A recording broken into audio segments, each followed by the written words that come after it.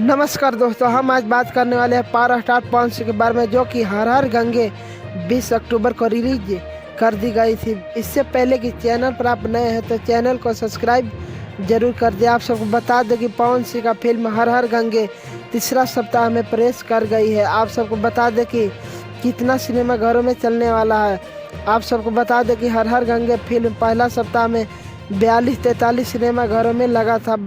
बात की जाए दूसरा सप्ताह के बारे में तो 11 सिनेमाघर मिला था।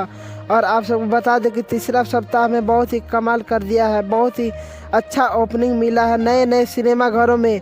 और आप सबको बता दें सबसे बड़ी खबर कि 26 सिनेमाघरों में है, जो कि आप स्क्रीन पर देख सकते हैं।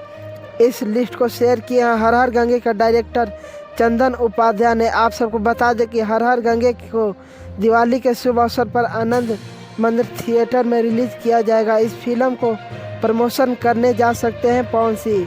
हाँ दोस्तों, तीसरा सप्ताह में हर हर गंगे प्रवेश कर गई है। आप सब ढेर सारा प्यार दीजिए।